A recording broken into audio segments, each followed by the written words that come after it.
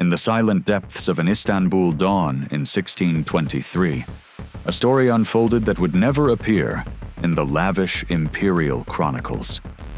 Some accounts whisper of a heart-rending scream echoing through the marble halls of Topkapı Palace, not from a battlefield, but from the trembling throat of a young girl of royal blood.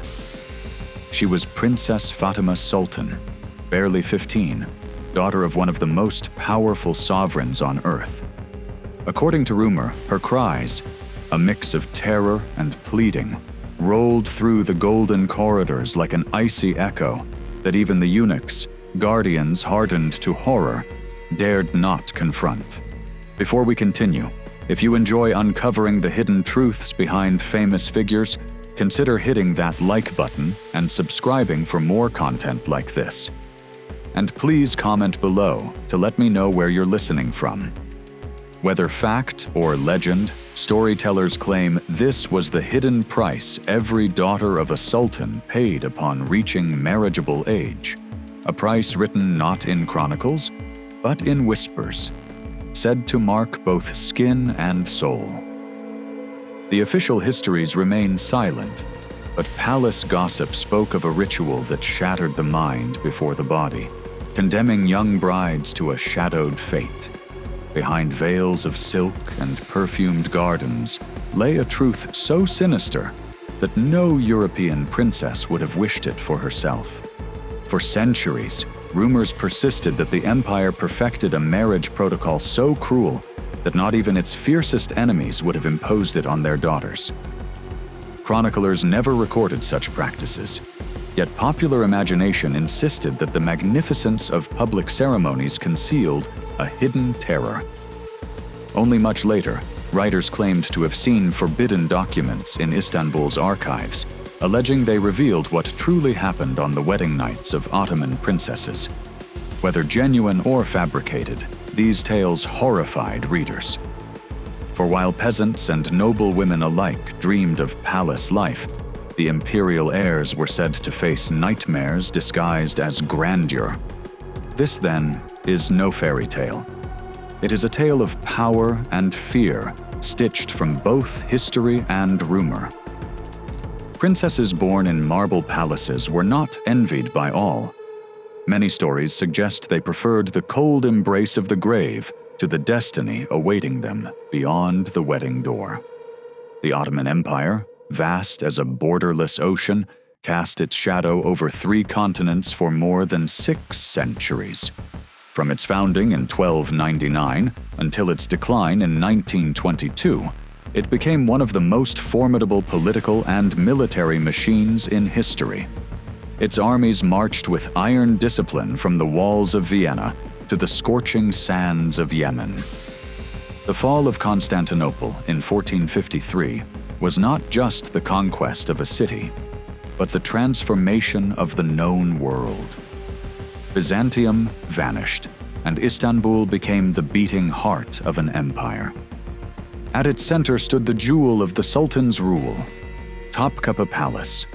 Within its marble walls and fragrant gardens, wars, alliances, and inheritances were decided, but also the private tragedies of those born with royal blood behind gates guarded by eunuchs. The imperial harem was a city within a city, once home to more than 800 women. Governed by rigid protocols, it was a world where even a breath could carry consequences. From the 1530s onward, when Suleiman the Magnificent granted his wife Hürrem unprecedented titles, the harem ceased to be a simple pleasure ground and became a theater of intrigue, alliances, and silent war. Most concubines were Christian slaves, captured in campaigns or purchased in distant markets. Torn from their homes, they arrived with a single dream: to win the Sultan's gaze and turn bondage into influence. Their days were filled with music, embroidery, poetry, and rituals of obedience.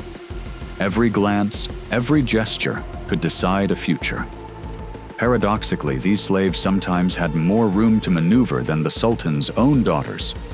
Concubines could rise into power, Imperial princesses, however, were often reduced to instruments of diplomacy, traded in marriage to secure loyalty or extinguish rebellion. It was within this world of grandeur and oppression that the so-called Sultanate of Women emerged, spanning roughly 1533 to 1656. Figures like Kösem Sultan and Turhan Hatice Sultan wielded real authority, feared even by the Janissaries. Yet while concubines turned queens shaped the empire's destiny, imperial princesses remained bound to an even harsher fate. The brilliance of their lineage was also their chain. They were born to be offered up in the name of power. The outer splendor, golden thrones, banquets, and lavish embassies concealed a machinery of submission few dared speak of aloud. At the heart of that silence lay the fate of Fatima Sultan, soon to be transformed from a child prodigy into the victim of a ritual whispered about for centuries. In 1606, Fatima Sultan was born, daughter of Sultan Ahmed I and the formidable Kösem Sultan, one of the most powerful women the empire ever produced. Her childhood unfolded within the perfumed gardens and courtyards of Topkapı, where fountains murmured beside the voices of lutanists and poets. Chroniclers praised her brilliance. She mastered 4 languages, wrote with the precision of a calligrapher, studied astronomy, and even debated law and history with scholars. To poets, she was a jewel of the dynasty, intelligence, beauty, and nobility fused into one figure. But in the Ottoman court, neither brilliance nor talent could shield a girl from the fate decided at birth. Like every daughter of a sultan, Fatima was destined to become a political instrument, a diplomatic sacrifice. Her name was inscribed quietly but permanently into the scrolls of imperial strategy. From the moment she was born, it was understood she would be married to seal alliances, enforce obedience, or bind a powerful household closer to the throne. The man chosen for her was not a young noble or romantic suitor, but Kara Mustafa Pasha, a battle-hardened commander, 20 years her senior. For him, marriage to a sultan's daughter was a ladder to greater power. For her, it was the opening of a tragedy. Not even her mother, Kösem Sultan, shadow queen and master of intrigue, could protect her from what was coming. Rumors speak of a preparation known as Terviye and Mubarak, described publicly as sacred instruction, but functioning more like a system of submission. Some claim it was a unique practice reserved for imperial princesses, designed to break their pride before they were handed to their future husbands. According to these accounts, an elderly attendant named Gulnar Hatun oversaw Fatima's training. The bride's chamber became her classroom. She repeated rituals of reverence, memorized the exact angle of each bow, and practiced slow, controlled steps with her hands kept low and still.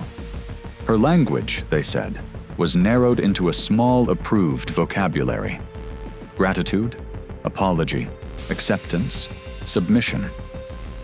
Any mistake, according to witnesses, was met with punishment, fasting, isolation, or confinement. The darkest whispers speak of rehearsals for the wedding night itself, talim and herdik, carried out in underground rooms with wax figures crafted by Venetian artisans. If these accounts hold truth, Fatima was forced to imitate gestures no adolescent should ever be taught. Every tremor of resistance was allegedly recorded in secret ledgers. Whether fact or embellished cruelty, the story spread through later chroniclers again and again, always insisting that no other court on earth subjected its princesses to rituals so severe. What is certain is that Fatima's final months before marriage were marked by systematic humiliation. Some accounts claim she was ordered to serve her father's concubines, washing them, dressing them, preparing them for their audience with the Sultan. Witnesses remembered her hands trembling as she adjusted their veils. Others said she wept openly, unable to stop. Each task carried the same message: your pride will be broken before the wedding day arrives.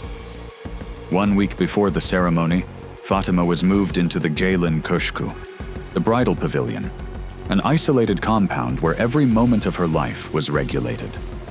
From that point onward, nothing she ate, drank, or even thought seemed to belong to her. Her diet became ritualized: pomegranates, honey, goat's milk, almonds, and spiced elixirs. Some insisted these mixtures, prepared by palace specialists trained in Cordoba and Samarkand, contained substances meant to quiet the mind, soften the will, and cultivate obedience. Others dismissed it as gossip. But whatever the truth, the result was unmistakable. Fatima began to drift into a strange, heavy resignation. Every sip and every bite carried the same invisible reminder. Her body was no longer hers. Even bathing became an ordeal. Under the watchful eyes of attendants, she was lowered into water perfumed with poppy oil, valerian, and asafoetida.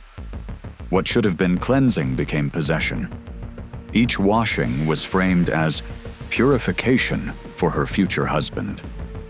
Witnesses later described it not as care, but as ritual control, a sacred act turned into an unseen chain. Water itself became the empire's claim over her skin. The bridal pavilion walls reinforced the lesson.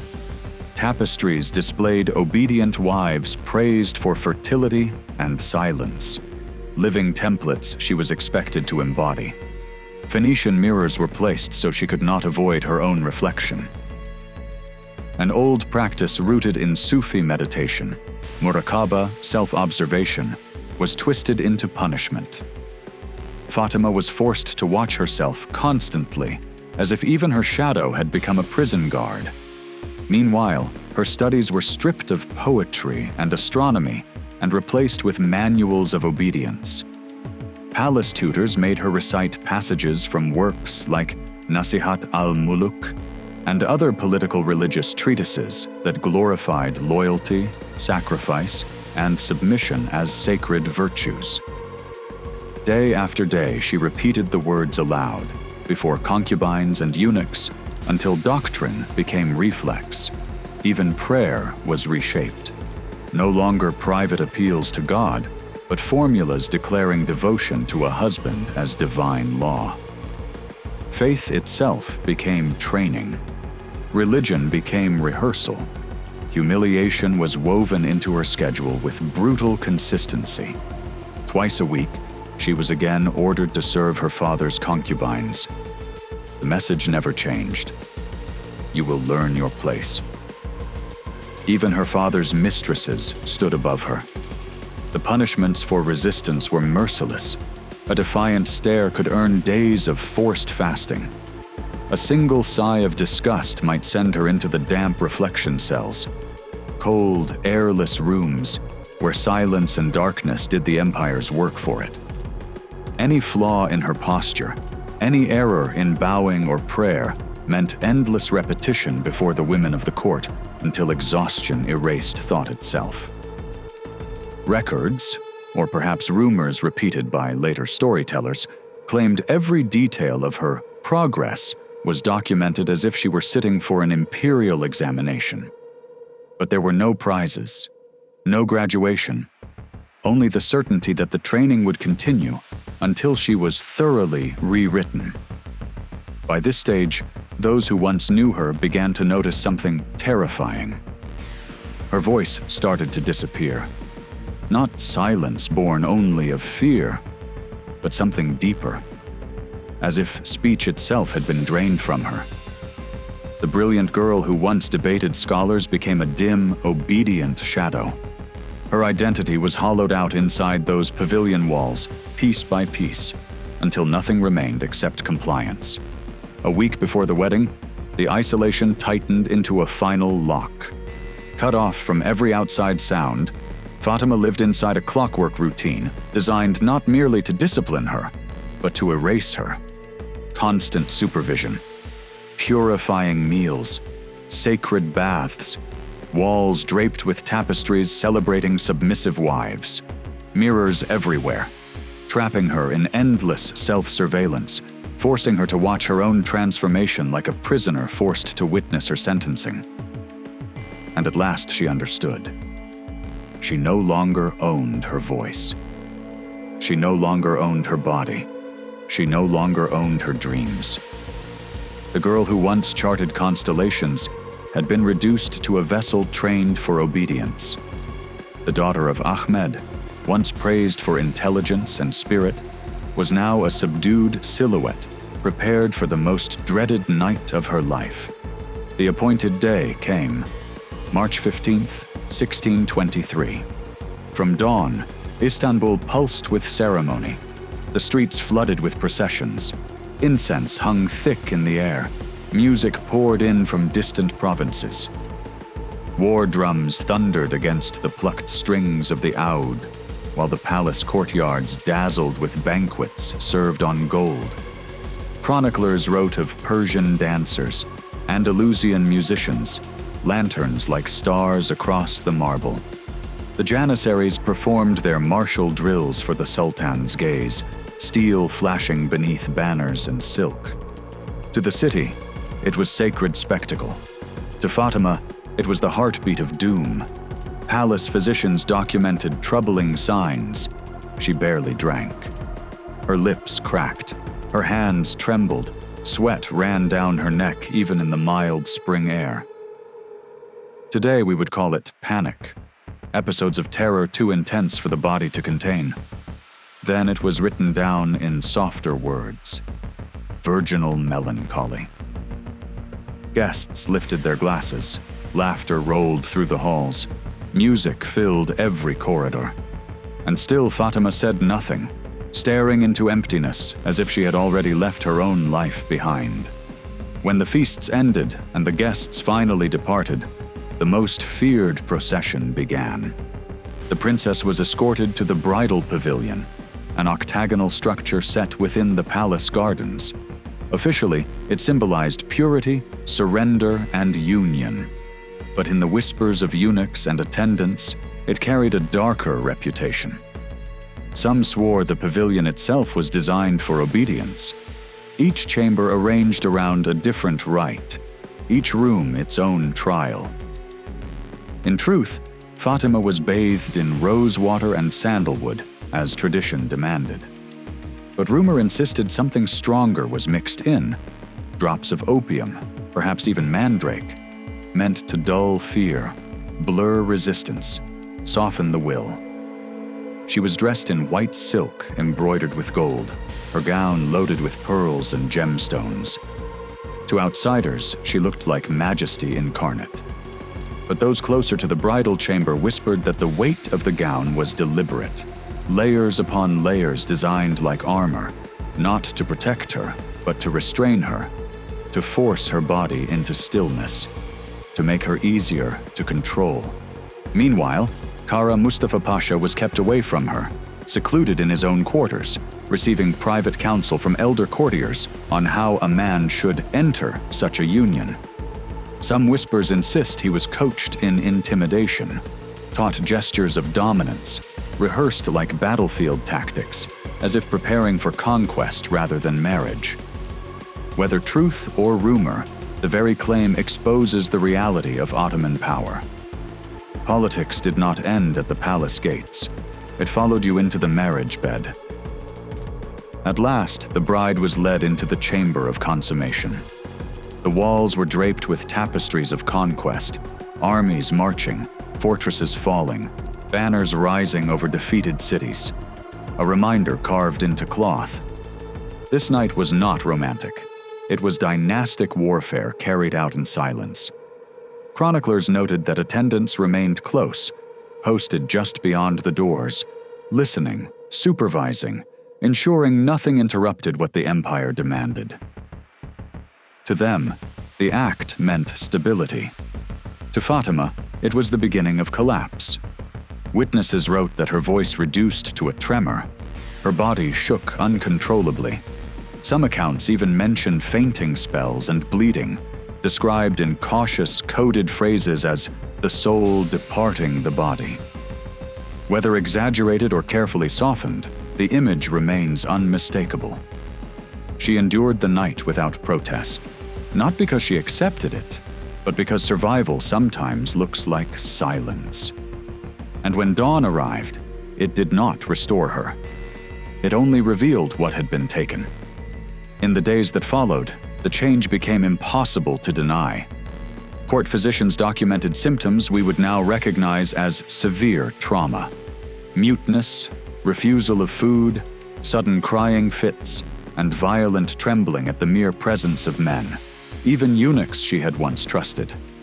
The palace tried remedies, herbal infusions, music therapy, Sufi breathing rituals, meditation. Nothing returned the girl she had been. The princess who once debated astronomy with scholars and played music in the gardens became something else entirely.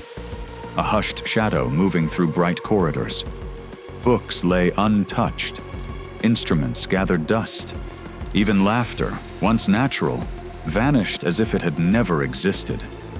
The marriage continued because it had to. Children were born. Ceremonies were held. Announcements were made. The empire celebrated outcomes and ignored suffering.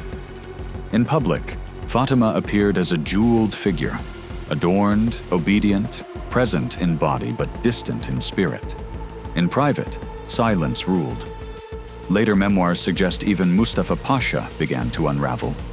Some writings describe him retreating into campaigns, vanishing for months at a time, returning only long enough to fulfill appearances.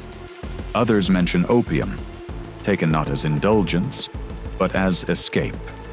Haunted by the knowledge that his wedding night had shattered his wife, he continued serving the state like a man chained to duty. Their union became mechanical, politics disguised as marriage, routine disguised as family. Years passed, but Fatima never recovered the spark of her youth. Chroniclers noted her voice grew thinner each year until it barely rose above breath. Physicians described fevers, fainting spells, and a quickened pulse, symptoms that intensified every year around the anniversary of her marriage. What began as consummation seemed to evolve into something else entirely. A lifelong sentence. The daughter of Ahmed I, once celebrated as a jewel of intellect, became a quiet ghost within marble walls. The empire that praised her wedding as a triumph never acknowledged the private cost. In public, she played her assigned role: wife, mother, symbol. She attended banquets, rituals, celebrations, but memoirs hint at sleepless nights, sudden weeping, and long hours staring into nothing while music played outside her door. The splendor remained. Jewels, feasts, perfume, silk. But inside her, the darkness only deepened. Kara Mustafa Pasha, though respected and feared in war, never erased the distance between himself and the woman he married. Later writings describe him as a man who could conquer fortresses, but could not look into his wife's eyes without seeing what that night had stolen from her. His absences grew longer, his dependence on opium heavier. And the palace continued, as palaces always do, swallowing private tragedy beneath public ceremony. Fatima lived for nearly 3 decades after that night. In 1652, palace doctors recorded her death from brain fever. But whispers spread through the corridors that the date, the exact anniversary of her wedding, was not coincidence at all. To some, it was fate. To others, it was proof that certain nights do not end when the sun rises. They simply continue inside the body until the body finally gives up. The story spread that her spirit had shattered long before her body finally gave out. And Fatima was not the only one. Within scattered fragments of palace archives, historians have found traces, faint, incomplete, suggesting that countless Ottoman princesses were swallowed by similar destinies. Some survived in silence, their names fading from public mention the moment their marriages were sealed. Others vanished from court registers entirely, as if the empire simply erased them once they were no longer useful. Scholars suspect suicide in certain cases, madness in others. But the official chronicles rarely admit such endings. Instead, they hide the truth behind sterile phrases. Illness, withdrawal, weakness, sent away. Euphemisms designed to bury tragedy beneath ink. And still, rumors refuse to die. Whispers speak of princesses who developed secret embroidery codes, threads woven into patterns that carried messages only sisters could decipher. Others are said to have begged for divorce, an act so rare and dangerous it bordered on rebellion. One account even claims that a few attempted the unthinkable, staging their own deaths to escape a second marriage imposed by politics. Whether fully accurate or embellished by later retellings, the existence of these stories reveals something undeniable. Life inside the palace could drive women to extremes just to reclaim a shred of control. What the empire displayed as a fairy tale of crowns and silk was, for many, a gilded captivity. Ottoman princesses were not merely symbols of wealth and privilege. They were pieces on a board, moved to secure loyalty, prevent rebellion, and bind powerful men to the throne. Their freedom was sacrificed to stability. Their identities dissolved into protocol. And their voices, muted by design, became the first casualties of imperial power.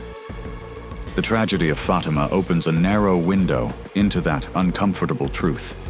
That dynastic glory was often built on the suffering of the very women forced to carry its weight. And then the inevitable question rises like smoke. How many stories like hers remain sealed behind palace walls? Ottoman, European, Chinese, Russian. How many princesses lived and died unheard, remembered only in coded fragments, court whispers, and half-erased names in dusty registers? If Fatima's fate has unsettled you, stay with us as we uncover more hidden histories. Share this story, subscribe, and tell us in the comments which queen or princess you want brought out of the shadows next. Because only by tearing away the silks and stripping the myths can we finally hear the voices of those sacrificed to empire.